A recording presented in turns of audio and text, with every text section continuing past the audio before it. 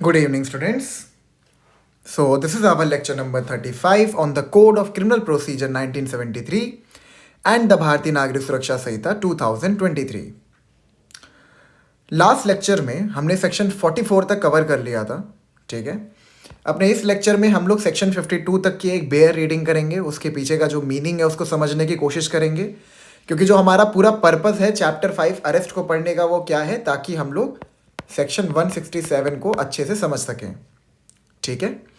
तो आपको याद है ना हमने क्या क्या पढ़ा था। हमने ये पढ़ा प्रोक्लेम्ड ऑफेंडर्स कौन होते हैं सेक्शन 82 के अंदर, उनकी प्रॉपर्टी को जब्त करने की पावर है कोर्ट के पास if they have declared someone to be a proclaimed offender. So parallelly वहाँ पर कोर्ट के पास ये पावर है कि वो उसकी प्रॉपर्टी को अटेस्ट भी कर सकते हैं। ये हमने पढ़ा था ना लास्ट लेक्चर में। फिर हमने ये भी समझा था कि who can make an arrest, किसके किसके पास अरेस्ट करने की पावर है। तो पुलिस ऑफिसर के पास अंडर सेक्शन 41 एंड 42 पावर है, ठीक है। फिर आते हैं आपके प्राइवेट पर्सन्स, जिनके पास सेक्शन 43 के अंदर पावर है to make an arrest, and at the end magistrate के पास भी पावर है कि he can make an arrest by virtue of section 44।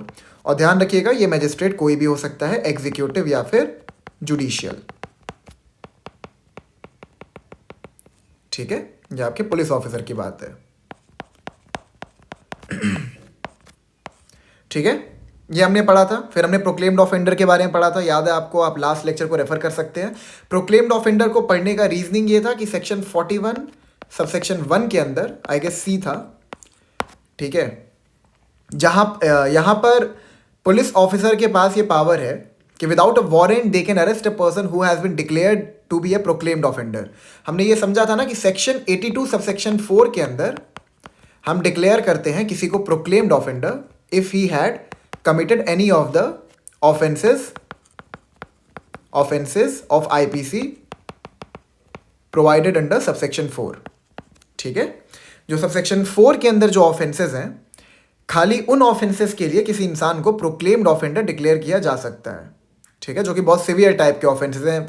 Attempt to murder था उसमें, punishment for culpable homicide not amounting to murder, ये सब ऑफेंसेस उसमें कवर थे, जिनके लिए आप किसी को प्रोक्लेम्ड ऑफेंडर डिक्लेयर कर सकते हो, ठीक है। तो आज हम लोग अपनी लेक्चर सीरीज को कंटिन्यू करेंगे विद सेक्शन 44 तक हो गया था। देखिए इसमें इतना ज़्यादा घुसने की ज़रूरत नहीं है, ये बस प्रीलिम्स के पर्सपेक्टिव से बहुत इंपॉर्टेंट है। मेंस में इससे बहुत ही रेयरली क्वेश्चंस पूछे जाते हैं, और अगर पूछे भी जाएंगे तो वो खाली सेक्शन 41 42 इनसे ही पूछे जाते हैं। बाकी बस उसके सब्सिक्वेंट सेक्शंस जो हैं वो बस उसकी डेवलपमेंट है आगे की, कि बाकी आप क्या क्या रीजनेबल अप्रोच रखोगे अरेस्ट करने के बाद, ठीक है। तो आइए सेक्शन 45 पढ़ते हैं, यहाँ पे क्या बोल रहा है। It talks about protection of members of the armed forces from arrest. So basically जो आपका सेक्शन 45 है, ये जो आर्म फोर्सेस के मेंबर होते हैं ना, उनको एक प्रकार का प्रोटेक्शन प्रोवाइड कर रहा है फ्रॉम अरेस्ट, ठीक है। फ्रॉम अरेस्ट कि मतलब जो आर्म फोर्सेस के मेंबर हैं आप उनको अरेस्ट नहीं कर सकते अगर जो यहां पर सिचुएशन प्रोवाइड है वो सेटिस्फाई हो रही है। तो सबसेक्शन, अच्छा, ये आर्म फोर्सेस के मेंबर कौन होते हैं? जैसे आपके सीआईएसएफ हो गए, ठीक है, बीएसएफ हो गया, सीआरपीएफ हो गया, या ना central industrial security forces, border security forces, central reserve police force, ये सब जो हो गए, ये जो कि सेंट्रल की फोर्सेस होती हैं, जो यूनियन की फोर्सेस होती हैं, ठीक है, ये पुलिस में कवर्ड नहीं होते हैं। जो पुलिस होती है वो अपनी पावर डिराइव करती है फ्रॉम पुलिस एक्ट 1861, ठीक है। लेकिन जो आपके ये सीआईएसएफ, बीएसएफ, सीआरपीएफ है, इनके लिए एक अलग से लेजिस्लेशंस पास किए गए थे, इनके सेटअप के लिए, इनके कॉन्स्टिट्यूशन के लिए अलग से लेजिस्लेशन पास किया गया था, जहां से ये अपनी पावर को डिराइव करते। तो आइए पढ़ते हैं section 45, protection of members of the armed forces from arrest. Not with standing, देखिए जो पहला टर्म यूज हुआ है यहाँ पे, क्या बोल रहा है? Not with standing. मैंने आपको बताया था कि नॉट विथ स्टैंडिंग का मतलब होता है कि ये एक नॉन ऑब्स्टेंटिव प्रोविजन है, ठीक है। नॉन ऑब्स्टेंटिव प्रोविजन का मतलब क्या है कि इसका एक ओवरराइडिंग इफेक्ट होगा। आइए देखते हैं इसका ओवरराइडिंग इफेक्ट किसके ऊपर है। Notwithstanding anything contained in section 41 to 44। तो बेसिकली जो आपका सेक्शन 45 है ये ओवरराइड करेगा जो भी जनरल प्रिंसिपल्स दिए हुए हैं सेक्शन 41 से लेकर 44 के बीच में, उसको ओवरराइड करेगा, both inclusive. No member of the armed forces of the Union shall be arrested for anything done or purported to be done by him in the discharge of his official duties. ठीक है, discharge of his official duties except after obtaining the consent of the central government. ठीक है, section 45 subsection ये कहता है कि notwithstanding whatever has been provided under section 41 to 44, section 41 से लेके 44 के बीच में जहां पर पुलिस की, प्राइवेट पर्सन की, मजिस्ट्रेट की जो पावर स्टिपुलेटेड है कि they can make an arrest if certain conditions are satisfied, ठीक है, and that also without warrant, ठीक है, वो भी बिना वारंट के। तो वहां पर क्या है, मतलब वहां पर ये सब दिया हुआ है कि बिना वारंट के आप किसी पर्सन को अरेस्ट कर सकते हो। सेक्शन 45 सेक्शन 1 ये कहता है कि सेक्शन 41 से लेके सेक्शन 44 तक कोई भी चीज दी गई हो, not with standing, doesn't matter, किसी भी आर्म फोर्सेस के मेंबर को आप अरेस्ट नहीं करोगे। देखो यहाँ पर यूज हुआ है arm forces of the union, जो यूनियन की जो आर्म फोर्सेस है, सीआईएसएफ, बीएसएफ, सीआरपीएफ, इनको आप अरेस्ट नहीं करोगे if they have done anything और purported to be done anything in the discharge of his official duties, ठीक है, except after obtaining the consent of the central government. इसका मतलब यहां पर यही है कि अगर मान लीजिए स्टेट में कोई सिचुएशन खड़ी हो गई, कोई भी स्टेट ले लीजिए, मान लीजिए महाराष्ट्र है, यूपी है, बिहार है, ठीक है, इनमें से किसी भी स्टेट में कोई ऐसी सिचुएशन क्रिएट हो गई जिसको पुलिस ऑफिसर डिस्पोज ऑफ नहीं कर सकता, ठीक है, जैसे मान लीजिए सिविल वॉर की सिचुएशन हो गई, मैं एग्जांपल दे रहा हूँ बस, सिविल वॉर की सिचुएशन हो गई, सिविलियंस वेपन्स उठा लिए, ठीक है, एंड हर तरफ खाली एनार्की अफरा तफरी है, तो ऐसे सिचुएशन को पुलिस नहीं डील कर सकती, ऐसे सिचुएशन से पुलिस डील नहीं कर सकती। इतने बड़े दायरे में अगर बड़े दायरे में अगर कुछ हो रहा हो, एनार्की हो रही हो, तो वहाँ पर पुलिस ऑफिशियल्स को माना जाता है कि they were not capable enough to deal with these situations. तो आपने अक्सर देखा होगा न्यूज़ में, तो यूनियन गवर्नमेंट क्या करती है, वो सीआरपीएफ को डिप्लॉय कर देती है, सीआईएसएफ को डिप्लॉय कर देती है, जो आर्म फोर्सेज हैं, जो यूनियन की आर्म फोर्सेज हैं, उनको डिप्लॉय कर देती है ताकि ये लोग मैटर को संभाल सकें, ठीक है। अब यहाँ पर ये कहता है कि अब सपोज ऐसा सिचुएशन क्रिएट हुआ है कि सिविल वॉर की सिचुएशन क्रिएट हो गई है, तो सिविल वॉर की सिचुएशन में अब क्या, जो आपके आर्म फोर्सेस के मेंबर हैं वो किसी की परमिशन लेंगे किसी को पकड़ने से पहले, या फिर किसी पे वो रबर बुलेट्स मारने से पहले? ऑफ कोर्स उनको सिचुएशन को नॉर्मलाइज करना है, जिसके लिए उनको भेजा गया है उस पर्टिकुलर स्टेट में जहाँ पर ऐसी एक्स्ट्राऑर्डिनरी सिचुएशन खड़ी हो गई है, ठीक है। तो वहाँ पर अगर वो कुछ भी एक्ट कर रहे हैं, बट वो जो एक्ट है ना, वो discharge of his official duties में होना चाहिए। इसका मतलब ये है कि मान लीजिए सिचुएशन को नॉर्मल करने के लिए मर्डर करना शुरू कर दिए, ठीक है, मर्डर करना शुरू कर दिए, या फिर सपोज रेप वगैरह कर दिया उन लोगों ने, अक्सर होता है ऐसा, ठीक है, मर्डर करने लगे, रेप करने लगे, अननेसेसरी वो किसी को असॉल्ट कर रहे हैं, ग्रीवियस हर्ट पहुंचा रहे हैं, तो यहाँ पर they are not discharging their official duties, ठीक है। But if they are discharging their official duties, मतलब वो वार्निंग दे रहे हैं भीड़ को कि आप लोग पीछे हो जाइए, अब वो पीछे नहीं होते हैं, तो उन्होंने वाटर कैनन निकाल लिया, वाटर कैनन से मारना शुरू कर दिया, रबर बुलेट्स का यूज़ करना शुरू कर दिया, ठीक है। तो these acts will be covered under the discharge of his official duties. तो अगर वो अपनी ऑफिशियल ड्यूटीज़ को डिस्चार्ज कर रहे हैं, ठीक है, एंड उसके बावजूद आप उनको अरेस्ट करना चाहते हो, तो आपको सेंट्रल गवर्नमेंट की परमिशन चाहिए, कंसेंट चाहिए, ठीक है। आसान शब्दों में अगर मैं समझाऊं तो यहां पर यह कहता है कि सेक्शन 41 से लेके सेक्शन 44 के बीच में no matter what has been provided, जो भी प्रिंसिपल प्रोवाइड किया गया है, ठीक है, आर्म फोर्सेस के किसी भी मेंबर को आप अरेस्ट नहीं करोगे, ठीक है, if they are doing some act in discharge of his official duties, आप उनको अरेस्ट नहीं करोगे, और अगर आप अरेस्ट करना भी चाहते हो तो वो आप नहीं कर सकते without obtaining the consent of the central government. लेकिन यहाँ पे याद रखिएगा, यहाँ पे कह रहा है no member of the armed forces of the union shall be arrested for anything done or purported to be done by him in the discharge of his official duties. इसका मतलब ये है, if the forces are not discharging their official duties, then they can be arrested.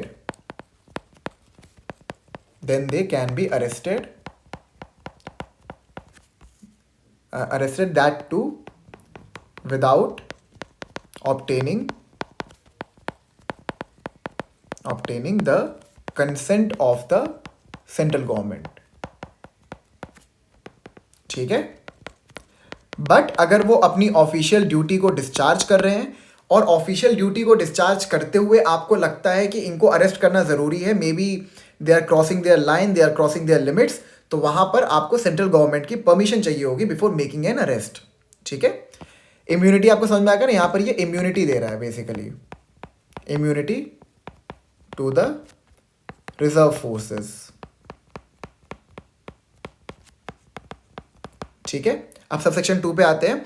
The state government may by notification direct that the provisions of subsection 1 shall apply to such class और category. State government में, देखिए यहाँ पे description दी गई है state government को, by notification direct that the provisions of subsection 1 shall apply to such class और category of the members of the force charge with the maintenance of public order as may be specified therein wherever they may be serving, and thereupon the provisions of that subsection shall apply as if for the expression central government occurring therein the expressions state government were substituted। Subsection 2 आपका ये कहता है कि देखिए subsection 1 जो है वो तो यूनियन की रिजर्व फोर्सेस की बात कर रहा है, लेकिन जो आपका सबसेक्शन 2 है वो ये कहता है कि जो स्टेट मतलब जैसे आपका महाराष्ट्र, यूपी, बिहार, उनकी बात हो रही है। ठीक है, जो स्टेट की जो रिजर्व फोर्सेस होती हैं स्टेट्स की भी अपनी रिजर्व फोर्सेस होती है। ठीक है, जो उनकी रिजर्व फोर्सेस हैं, जो इम्यूनिटी सेंटर के रिजर्व फोर्सेस को दी गई हैं, वो उनके ऊपर भी एक्सटेंड किया जा सकता है अगर स्टेट गवर्नमेंट एक नोटिफिकेशन के थ्रू ये चीज़ पास कर दे तो। ठीक है, इसमें बहुत कुछ समझने वाली बात नहीं है, बस यही है कि अगर मान लीजिए पब्लिक ऑर्डर को मेंटेन करने के लिए स्टेट गवर्नमेंट ने जो उनकी रिजर्व फोर्सेस है उनको भेजा है, ठीक है, तो वो क्या करेंगे, पैरेलली एक नोटिफिकेशन पास कर देंगे कि इनकी रिजर्व फोर्सेस के ऊपर भी जो सबसेक्शन 1 की इम्यूनिटी है वो अप्लाई होगी।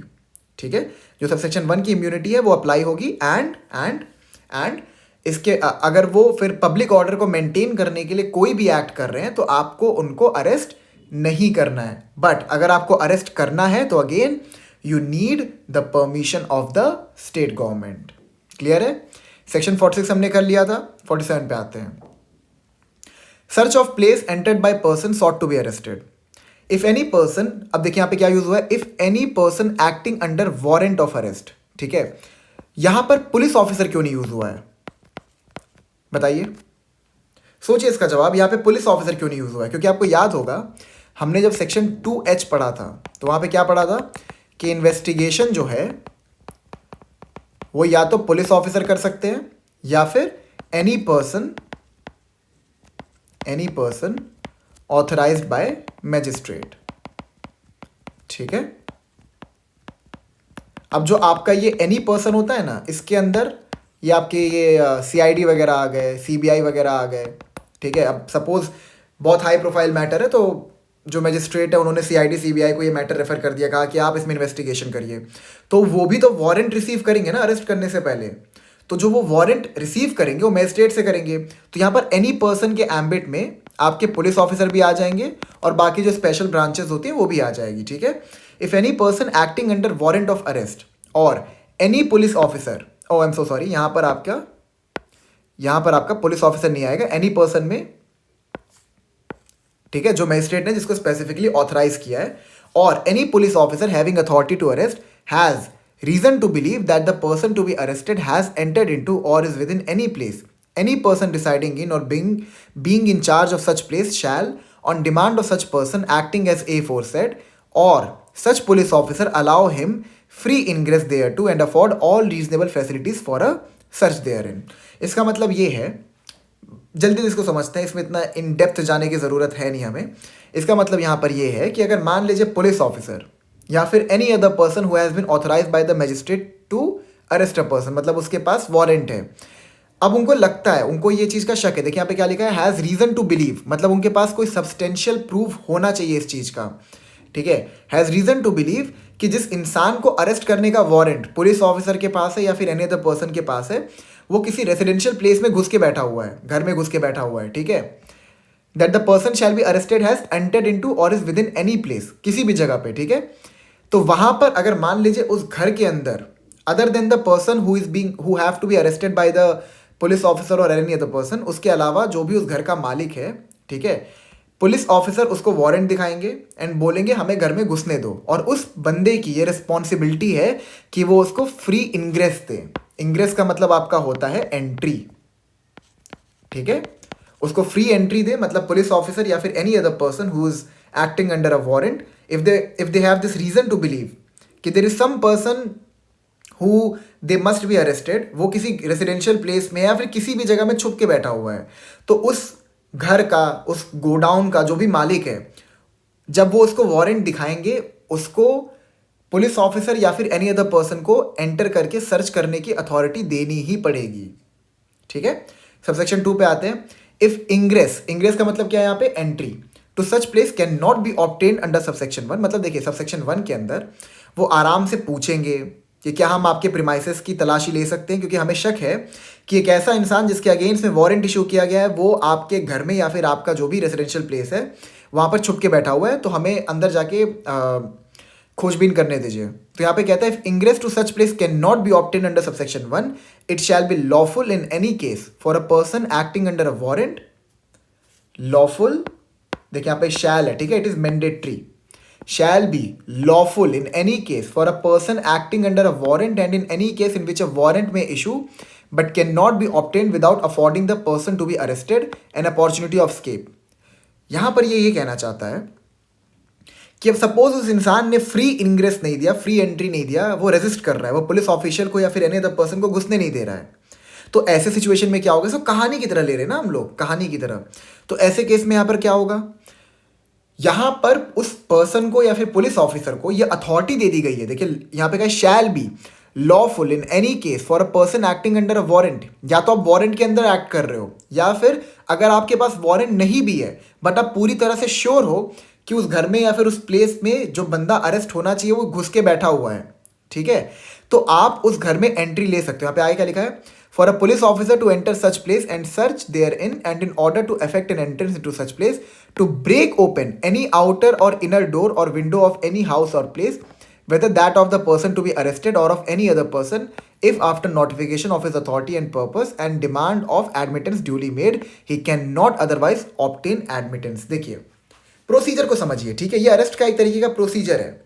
सबसेक्शन 1 ये कहता है कि अगर पुलिस ऑफिसर को शक है कि जो बंदा है जिसके अगेंस्ट में उनके पास वारंट है वो किसी प्लेस पे छुप के बैठा हुआ है, ठीक है, तो पहले पुलिस ऑफिशियल परमिशन लेंगे उस प्लेस में एंटर करने के लिए, जो भी उस प्लेस का मालिक हो उसकी परमिशन लेंगे। अब मान लीजिए उस घर का ही मालिक जो है वो बंदा ही है जो जिसको अरेस्ट करना है पुलिस ऑफिशियल को, ठीक है, तो अगर मान लीजिए वो भी रेजिस्ट करता है या फिर जो मालिक है वो रेजिस्ट करता है, वो कहता है कि नहीं हम आपको अंदर नहीं घुसने देंगे, तो सबसेक्शन 2 यहाँ पे एक मैंडेटरी कैरेक्टर का है, मैंडेटरी नेचर का है, जो कि पुलिस ऑफिशियल या फिर एनी अदर पर्सन को ये अथॉरिटी देता है कि अगर आपके पास वारंट है या फिर आपके पास वारंट नहीं भी है, ठीक है, आप उस घर में घुस सकते हैं जहां पर आपको शक है कि वो इंसान छुप के बैठा हुआ है।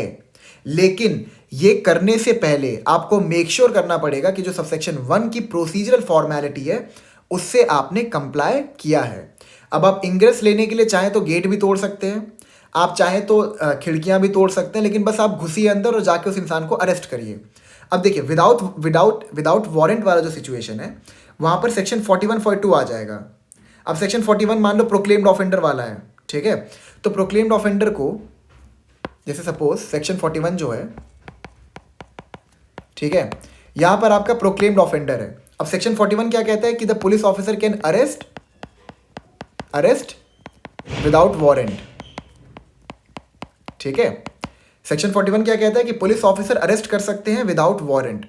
अब एक प्रोक्लेम्ड ऑफेंडर है, वो घर में घुस के बैठा हुआ है। अब पुलिस ऑफिसर के पास बाय वर्च्यू ऑफ सेक्शन 41 ये अथॉरिटी तो है कि वो उसको अरेस्ट कर सकते हैं, तो वो वेट थोड़ी करेंगे कि वारंट आए उसके बाद उसको अरेस्ट करें, क्या पता तक वारंट है तो वो भाग जाए, ऑब्वियस सी बात है। तो ऐसे सिचुएशन से भी डील करने के लिए यहाँ पर ये डाल दिया गया है कि अगर मान लीजिए आपके पास वारंट नहीं भी है तब भी आप घर में घुस सकते हैं, लेकिन आपके पास एक सब्सटेंशियल रीजन होना चाहिए, क्योंकि यहाँ पे रीजन टू बिलीव है, रीजनेबल होना चाहिए ये चीज कि अंदर ही वो बंदा है। ऐसा नहीं है कि आप बस प्रिजम्पशन लेके चलने की शायद से अंदर हो, ऐसे तो पुलिस ऑफिसर किसी घर में घुस जाएगा, है कि नहीं। आपके पास कुछ रीजन होना चाहिए, आपके पास ऐसा कुछ सब्सटेंशियल प्रूफ होना चाहिए कि उस घर में एक बंदा घुस के बैठा। सपोज आप घर में घुसे, आपने सर्च किया और कोई नहीं निकला अंदर, मतलब सर्च के बाद पता चला कि वो बंदा अंदर है ही नहीं, ठीक है, बाद में कोर्ट आपसे क्वेश्चन करेगा कि आप उस घर में घुसे कैसे, तो आपको दिखाना पड़ेगा कि देखिए ये हमारे पास एविडेंस था या फिर ये हमारे पास बयान था कि ये इंसान इस घर में छुप के बैठा हुआ है, ठीक है, आपको एक सब्सटेंशियल रीजन दिखाना पड़ेगा बिकॉज ऑफ विच आप उस प्रीमाइसेस में घुसे और आप प्रीमाइसेस में घुस के वहाँ पे सर्च किया ऑफ द पर्सन जिसको आपको अरेस्ट करना है। ठीक है, तो देखिए यहाँ पे लास्ट में लिखा हुआ है ना, if after notification of his authority and purpose and demand of admittance duly made he can not otherwise obtain admittance. इसका मतलब यहाँ पर यही है कि आपने सबसेक्शन 1 की जो प्रोसीजरल फॉर्मेलिटी है उससे कंप्लाई किया। आपने पूछा कि क्या हम अंदर आ सकते हैं, उन्होंने बोला जी नहीं, आप नहीं आ सकते। उसके बाद ही आप सबसेक्शन 2 पे जाएंगे और उसके दरवाजे को तोड़ेंगे या फिर खिड़की को तोड़ेंगे। जैसे सीआईडी में आप देखते नहीं थे, दरवाजा दया तोड़ दो, सॉरी दया दरवाजा तोड़ दो। ठीक है, अब खैर वो तो सीआईडी की बात है, ठीक है, वो तो फिक्शनल सी चीज़ है, बट रियलिटी में ये होता है कि आपको पहले परमिशन लेना पड़ेगा दरवाज़ा तोड़ने के लिए। अगर आपको परमिशन नहीं मिल रहा है, only then you have the authority to break the windows or the doors and then enter or ingress in the premises where you have a reason to believe the person who is being arrested, who have to be arrested, is laying there. Clear है आपको? आगे बढ़ते हैं। या hiding there basically. Proviso पे आते हैं। Proviso को कैसा इंटरप्रिटेशन देंगे? Strict interpretation. It says provided that if any such place is an apartment in the actual occupancy of a female. ठीक है, अब मतलब जिस घर में आप एंट्री करना चाहते हो वो किसी फीमेल की ऑक्यूपेंसी के अंदर है। ठीक है, not being the person to be arrested, मतलब उस घर की जो मालकिन है वो फीमेल है, बट नॉट द पर्सन जिसको आपको अरेस्ट करना है।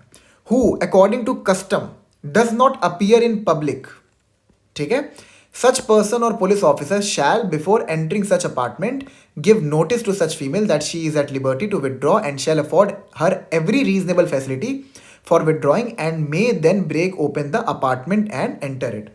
जैसे ना आपकी कुछ कैटेगरी ऑफ वुमेन होती है, जैसे पर्दानाशी वुमेन्स होती हैं। पर्दानाशी वुमेन क्या होती है ना, वो सबके सामने एक पर्दे में रहती है, हमेशा घूंघट में ही रहती है, कभी अपना चेहरा दिखाती ही नहीं है। अब ये बेसिकली उनका कल्चर है, ये उनका रिलीजन है।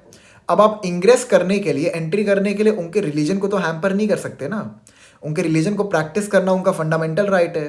तो आप किसी को अरेस्ट करने के लिए उनके रिलीजन को तो हैम्पर जनरली नहीं कर सकते। तो यहाँ पर प्रोवाइजो यही कहता है कि अगर आपको एक ऐसे घर में घुसना है जहाँ पर कोई फीमेल रहती हैं, ठीक है, कोई ऐसी फीमेल जो किसी कस्टम की वजह से, ठीक है, किसी कस्टम या रिचुअल की वजह से अपना चेहरा लोगों को दिखाती नहीं है, बेसिकली पर्दानाशी वुमेन, तो वहाँ पर पुलिस ऑफिशियल या फिर एनी अदर पर्सन जिसके पास वारंट अरेस्ट करने का, वो क्या करेंगे? वो पहले उनको सारी की सारी रीजनेबल फैसिलिटी प्रोवाइड करेंगे कि वो घर के बाहर आ जाए। और जब वो घर के बाहर आ जाए उसके बाद वो घर तोड़ के, मतलब घर तोड़ के, आई एम सो सॉरी, दरवाजे तोड़ के या खिड़की तोड़ के अंदर घुसे एंड उसके बाद सर्च करें, पता लगाएं कि यहाँ पे वो बंदा जिसके अगेंस्ट में उनके पास वारंट है वो है कि नहीं।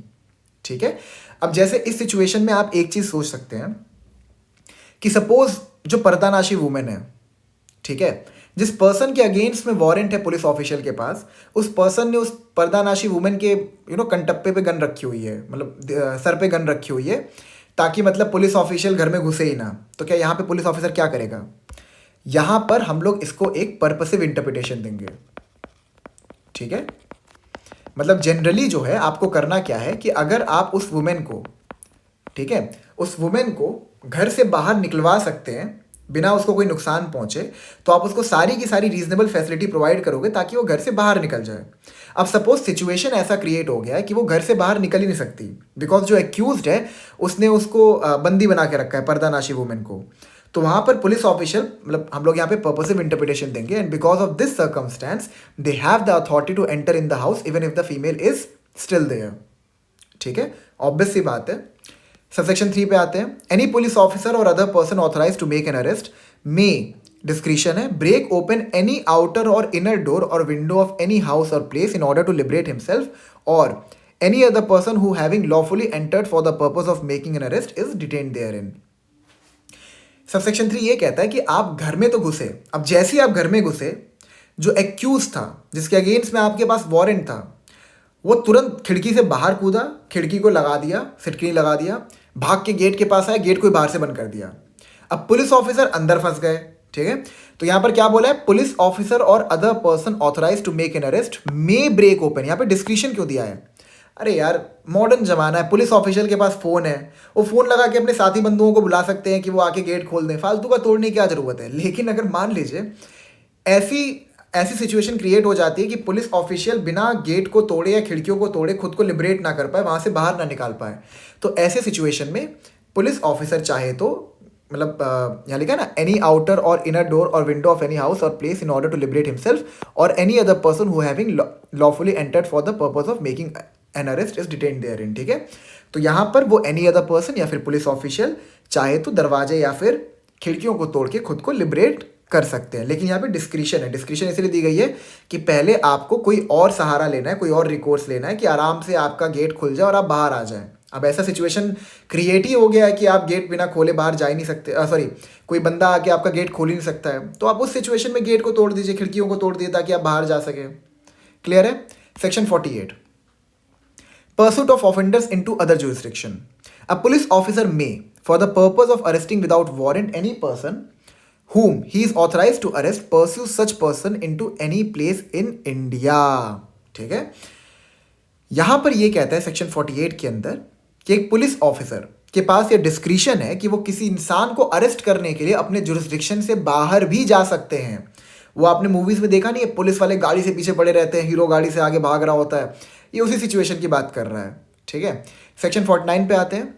No unnecessary restraint, the person arrested shall not be subjected to more restraint than is necessary to prevent his escape. अब देखिए मैं समझाता हूँ ये सेक्शन, देखिए एक चीज को ना बहुत ध्यान समझिएगा। जब आप चैप्टर 5 के प्रोविजंस को पढ़ रहे हैं ना, तो ये क्या है, एक प्रकार का रीजनेबल प्रोसीजर है, ठीक है। ये एक प्रकार का रीजनेबल प्रोसीजर है कि अगर आपको अरेस्ट करना है तो आप अनरीजनेबली अरेस्ट नहीं कर सकते। आपको कुछ भी करना है अरेस्ट के चैप्टर के अंदर तो आप वो अनरीजनेबली नहीं कर सकते, because that have the tendency of going against the fundamental right under article 21, ठीक है। तो अगर आपको अरेस्ट करना है तो आप अरेस्ट करिए, बिल्कुल कोई दिक्कत नहीं है। आपके पास वारंट है, आपके प्रेजेंस में कोई कॉग्निजेबल या नॉन कॉग्निजेबल ऑफेंस कमिट हुआ है, आप अरेस्ट करिए, कोई दिक्कत नहीं। लेकिन आप अगर अरेस्ट कर रहे हो तो वो अरेस्ट रीजनेबल होना चाहिए, ठीक है। तो सेक्शन 49 यही कहता है कि अगर मान लीजिए आप किसी इंसान को अरेस्ट करना चाहते हैं, ठीक है, अब वो इंसान जो है ना वो थोड़ा बहुत प्रॉब्लम क्रिएट कर रहा है, वो क्या कर रहा है, हाथ चला रहा है, पैर चला रहा है ताकि उसका अरेस्ट ना हो पाए, तो इसका मतलब ये थोड़ी कि आप अपनी गन निकालोगे उसको वहीं पे सर पे गोली मार दोगे, ठीक है। यहाँ पर इसका मतलब ये है कि अगर मान लीजिए वो हाथ पैर चला भी रहा है तो आप उसके हाथों को पकड़ लीजिए, उसके पैरों को पकड़ लीजिए ताकि वो हाथ पैर ना चला पाए, ठीक है। क्या ये एक प्रकार का अननेसेसरी रिस्ट्रेंट है अगर आप उसके हाथ या पैर को पकड़ लें, उसको रोक दें? बिल्कुल नहीं। लेकिन अब अगर मान लीजिए उसको रोकने के लिए आप क्या करते हैं, आप उसके ऊपर एक पेड़ गिरा देते हैं ताकि वो भाग ना पाए, ठीक है, उसका पैर कुचल देते हैं, उसके पैर पे गोली मार देते हैं, ठीक है।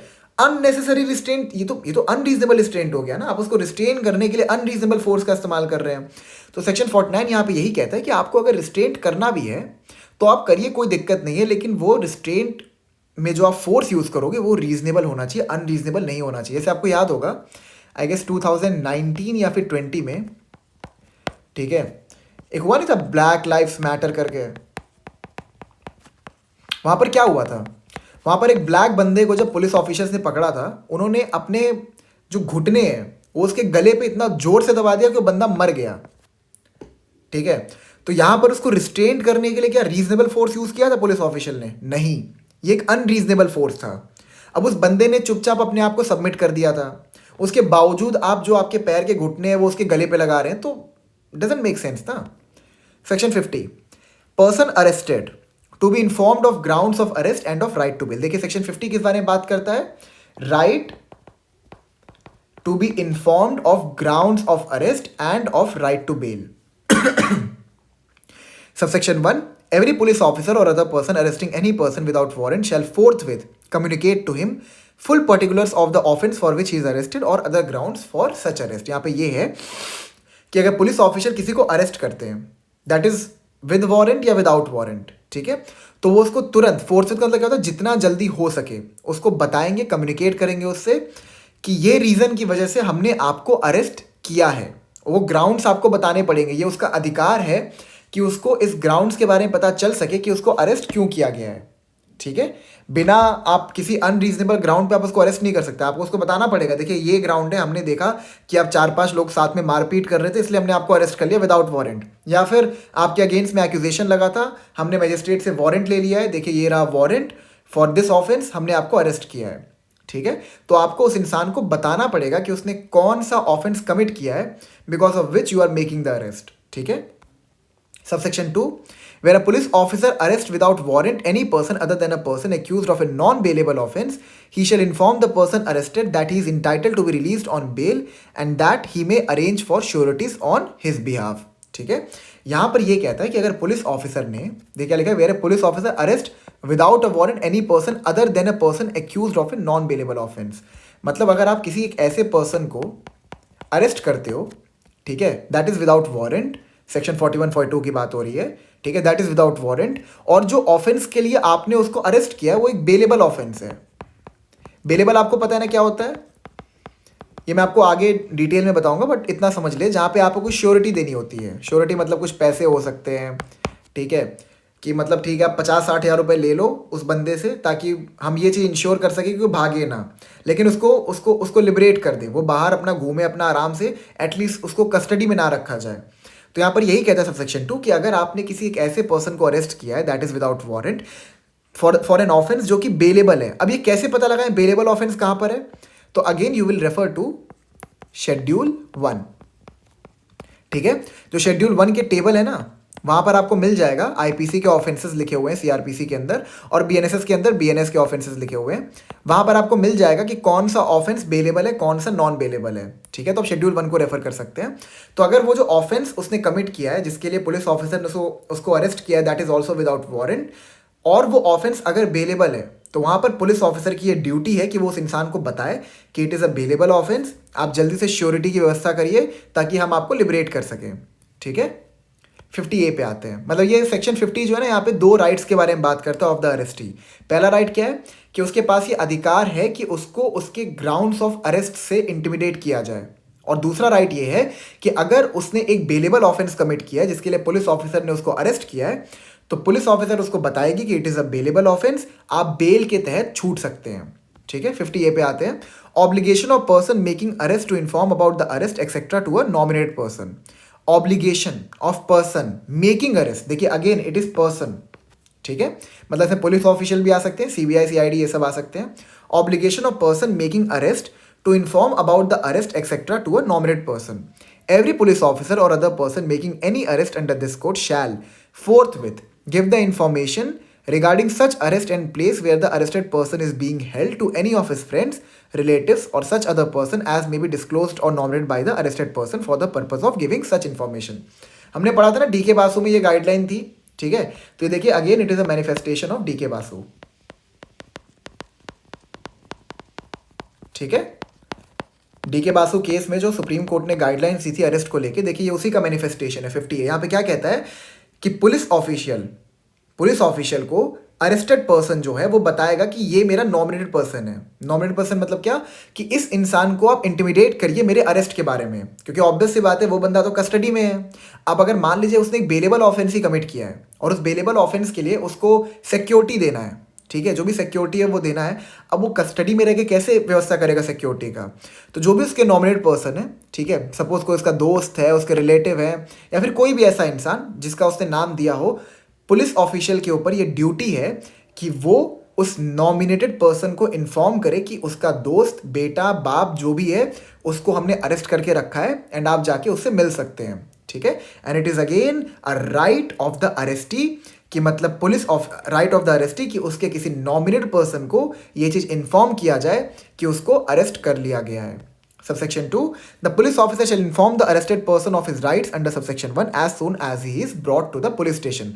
मतलब पुलिस ऑफिशियल जो है अगर वो पुलिस स्टेशन लेके जाते हैं अरेस्टी को, तो वो उसको पुलिस स्टेशन में ले जाते ही ये इन्फॉर्म करेंगे कि हाँ, कि तुम्हारे पास एक अधिकार है कि तुम किसी नॉमिनेटेड पर्सन का नाम दे सकते हो हमें, that can either be your friend, relative और एनी अदर पर्सन, जिसको हम इन्फॉर्म करेंगे जाके कि आपका अरेस्ट हो चुका है. ठीक है, और आप आके उनसे मिल सकते हैं. Subsection 3, an entry of the fact as to who has been informed of the arrest of such person shall be made in a book to be kept in the police station in such form as may be prescribed in this behalf by the state government. Subsection 3 ये कहता है कि जब police official ये चीज arrested को inform करेंगे कि तुम्हारे पास अधिकार है, एक राइट है तुम्हारे पास कि तुम नॉमिनेटेड पर्सन को इन्फॉर्म करवा सकते हो अपने अरेस्ट के बारे में, तो ये जो इन्फॉर्मेशन होगी ये एक बुक में एंटर की जाएगी कि किस टाइम पर आपने बताया अरेस्टी को कि उसके पास ये अधिकार है. साथ में आपको ये भी एंटर करना पड़ेगा कि अरेस्टी ने किसका नाम दिया. ठीक है, अपने नॉमिनेटेड पर्सन में उसने किसका नाम दिया ये भी आपको लिखना पड़ेगा, और उस बुक का जो फॉर्म होगा it will be prescribe by the state government. ठीक है, सबसेक्शन 4 पे आते हैं। It shall be the duty of the magistrate before whom such arrested person is produced to satisfy himself that the requirements of subsection 2 and subsection 3 have been complied with in respect of such arrested person। ठीक है, यहां पर यही कहता है कि अब suppose police officials हैं, वो अरेस्टी को लेके गए मजिस्ट्रेट के पास। ठीक है, अब वहां पर मजिस्ट्रेट जब पुलिस ऑफिशियल से पूछते हैं कि क्या तुमने इसको बताया था कि इसके पास ये अधिकार है कि ये अपने किसी नॉमिनेटेड पर्सन को इन्फॉर्म कर सकता है अबाउट हिज अरेस्ट। अब पुलिस ऑफिशियल ने बोला नहीं, मैंने तो बताया ही नहीं था। तो वहां पर क्या होगा ना, ऐसा नहीं कि उस बंदे को छोड़ दिया जाएगा, होगा क्या यहाँ पे कि जब बाद में ट्रायल होगा आपका, ठीक है, जब बाद में ट्रायल होगा तो वहां पर इन्वेस्टिगेटिंग ऑफिसर की जो टेस्टिमनी होती है दैट विल बी क्वेश्चनड। ठीक है, जो उसका बयान होता है उसको क्वेश्चन किया जाएगा और उस पर उतना रिलाय नहीं किया जाएगा। ठीक है, मैजिस्ट्रेट की मतलब देखिए ये ड्यूटी क्यों डाली गई है मैजिस्ट्रेट के ऊपर, ये इसलिए डाला गया है कि सपोज जो पुलिस ऑफिशियल था वो सबसेक्शन 2 सबसेक्शन 3 से कंप्लाई नहीं किया, उसने नहीं उसको बताया अपने राइट के बारे में, या फिर उसने बुक में चीज़ें एंटर भी नहीं की, सपोज उसने बता दिया लेकिन जो इन्फॉर्मेशन था जो बुक में उसको एंटर करना था prescribe by the state government, उस बुक में उसने वो इन्फॉर्मेशन एंटर नहीं की। तो मैजिस्ट्रेट यहाँ पर एक तरीके की मतलब मैजिस्ट्रेट के ऊपर एक ड्यूटी भी है कि वो खुद को सेटिस्फाई करे कि सबसेक्शन 2 और सबसेक्शन 3 की जो ड्यूटी है पुलिस ऑफिसर के ऊपर उससे कंप्लाई किया गया। अगर नहीं कंप्लाई किया गया होगा तो मैजिस्ट्रेट उसी टाइम पे पुलिस ऑफिसर को ये ऑर्डर देंगे कि जल्दी से जाके सबसेक्शन 2 और सबसेक्शन 3 की जो ड्यूटी है तुम्हारी उससे कंप्लाई करो। ठीक है, section 51 search of arrested person. Whenever a person is arrested by a police officer under a warrant which does not provide for the taking of bail, or under a warrant which provides for the taking of bail but the person arrested cannot furnish bail, and whenever a person is arrested without warrant or by a private person under a warrant cannot legally be admitted to bail or is unable to furnish bail, the officer making the arrest or when the arrest is made by a private person, the police officer to whom he makes over the person arrested may search such person and place in safe custody all articles other than necessary wearing apparel found upon him, and where any article is seized from the arrested person, a receipt showing the articles taken in possession by the police officer shall be given to such person। इसमें इतना detail में जाने की ज़रूरत नहीं है, इसका मतलब यहाँ पर यही है कि जिस इंसान को अरेस्ट किया जा रहा है पुलिस ऑफिशियल के पास या फिर एनी अदर पर्सन के पास ये अथॉरिटी है कि वो उसको सर्च कर सकते हैं। सर्च करके क्या पता लगाएंगे कि इसके पास कोई धारदार हथियार तो नहीं है, कोई गन तो नहीं है, ठीक है, या फिर ऐसी कोई भी चीज़, मान लीजिए उसने सोने का चेन ही पहना था, ठीक है, ये सब चीज़ें हो गई। अब उनको लगता है कि वो सोने की चेन चोरी की है तो वो क्या करेंगे, सारे के सारी चीज़ें उस बंदे से निकाल लेंगे अदर देन नेसेसरी वेयरिंग एपरल्स, मतलब जो कपड़े हैं उसके जो उसको पहनने के लिए ज़रूरत है जिससे वो समाज में बाहर निकल सके। ठीक है, वो कपड़े छोड़ के, ठीक है, वो कपड़े छोड़ के जो भी उनको लगता है कि एज एन एविडेंस जिस चीज़ को यूज़ किया जा सकता है वो सारी की सारी चीज़ें सर्च करके उसकी बॉडी से निकाल सकते हैं। और ये करने के बाद जो बंदे का सर्च हुआ था उसके पास ये अधिकार है कि उसको एक क्या दिया जाए, यहाँ पे देखिए लिखा हुआ है ना, देखिए यहाँ पे लिखा हुआ है where any article is seized from the arrested person, a receipt showing the articles taken in possession by the police officer shall be given to such person। तो जितने भी आर्टिकल्स बरामद हुए थे उस अरेस्टी से उसका एक रिसिप्ट बनाना पड़ेगा, लिखना पड़ेगा, देखो ये आर्टिकल ये आर्टिकल ये आर्टिकल बरामद हुए हैं, और वो जो रिसिप्ट है, ठीक है, वो देना पड़ेगा उस इंसान को जिसका सर्च किया गया है।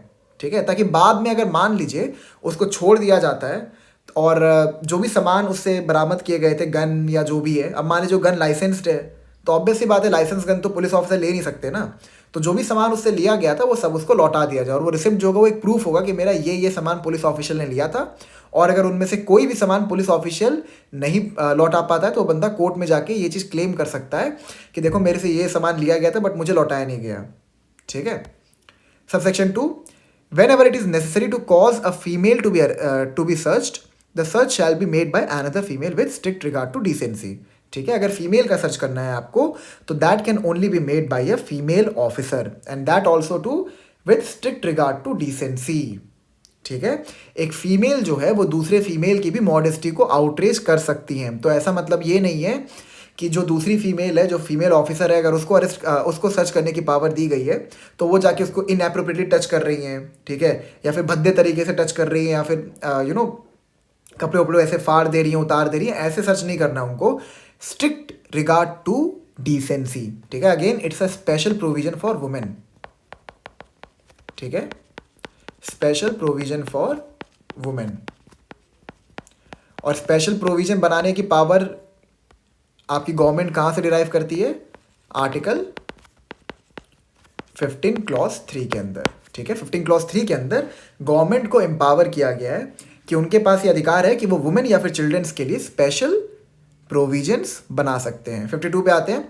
Power to seize offensive weapons, the officer or other person making any arrest under this code may take from the person arrested any offensive weapons which he has about his person and shall deliver all weapons so taken to the court or officer before which or whom the officer or person making the arrest is required by this court to produce the person arrested। 52 ये कहता है, देखिए अब आपको थोड़ा सा लगेगा ये क्या हुआ, 51 में सर्च किया, 52 में सीज किया, समझ में नहीं आया ये चीज़। देखिए 51 में जो सर्च किया जाता है वो पुलिस स्टेशन में ले जाके किया जाता है, मतलब कोई ऐसी चीज़ जो आंखों से विजिबल ना हो, ठीक है। अब सर्च करके ढूंढोगे ना जो आंखों से विजिबल नहीं है। 52 क्या कहता है कि मतलब to the point, prima facie आपको जो भी लगता है कि ऑफेंसिव वेपन उस बंदे ने पोजेस करके रखा है जिसको आपको अरेस्ट करना है, वो आप उससे ले लो और तुरंत वो जो वेपन है ऑफेंसिव वेपन, जैसे मान लीजिए आपके चाकू हो गए, धारदार चाकू हो गए, गन्स हो गए, ठीक है, तुरंत जो वो ऑफेंसिव वेपन है उसको या तो किसी अपने सीनियर पुलिस ऑफिशियल को भेज दें एज डायरेक्टेड बाय सीआरपीसी, या फिर उसको मजिस्ट्रेट के पास भेज दें जहाँ पर उस इंसान को पुलिस ऑफिशियल को लेके जाना है, ठीक है।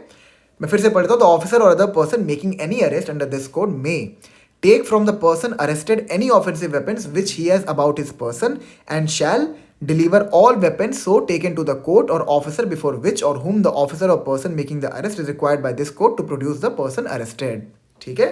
क्लियर है? मतलब जैसे मजिस्ट्रेट में आपके जुरिस्डिक्शनल मजिस्ट्रेट के पास सारे आइटम्स भेज दिए जाएंगे, ठीक है, क्योंकि कॉग्निजेंस लेने की पावर मजिस्ट्रेट के पास ही होती है। आपको याद है ना, judicial magistrate of the first class, judicial magistrate of the second class, ये सिर्फ कॉग्निजेंस ले सकते हैं बाय वर्च्यू ऑफ सेक्शन 190। तो आप इनके पास भेज दोगे वो सारे आइटम्स, ठीक है। एंड अगर मान लीजिए आपको जो इन्वेस्टिगेशन है वो आपकी 24 घंटे में कंप्लीट नहीं हो पाई, ठीक है, investigation was not completed with in 24 hours,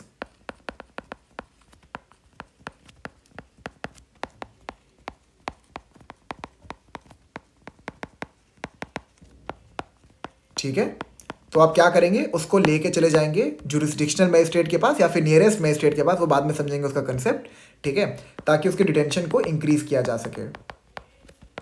clear है आपको? तो यहां पे आप किसको भेजोगे वेपन्स? या तो अपने किसी सीनियर पुलिस ऑफिशियल्स को, अगर सीआरपीसी ने ये डायरेक्ट किया है कि आप अपने किसी सीनियर पुलिस ऑफिशियल को भेजिए, जैसे मान लीजिए आपके एसपी हो गए, ठीक है, उनको भेजने का अगर डायरेक्ट करता है तो आप उनको भेजिए। अगर उनको नहीं डायरेक्ट कर रहा है तो अलग, या तो उनको डायरेक्ट कर रहा है तो उनको भेजिए, अगर मजिस्ट्रेट को डायरेक्ट कर रहा है तो मजिस्ट्रेट को भेजिए as per the language of the CrPC, ठीक है। So we are done till section 52। Next lecture में हम लोग सेक्शन 53 से शुरू करेंगे। मुझे पता है इसमें मैंने कोई केस लॉ वगैरह नहीं करवाया है, ठीक है, द रीज़न बीइंग कि इसकी इंपॉर्टेंस उतनी नहीं है, बस इसकी लैंग्वेज को समझना इंपॉर्टेंट है, तो आप बस लैंग्वेज को भी समझ लीजिए। बाकी जो इंपॉर्टेंट पार्ट है वो शुरू होगा सेक्शन 167 से, मतलब 57 से ही शुरू हो जाएगा बेसिकली, ठीक है। तो उनमें हम लोग केस लॉस करेंगे। अभी के लिए आप बस जितना मैंने आपको बताया उसको ध्यान में रखिए, इसकी लैंग्वेज को ध्यान में रखिए, अपने हिसाब से नोट्स बना लीजिए, ठीक है। So thank you so much, I will meet you in the next lecture.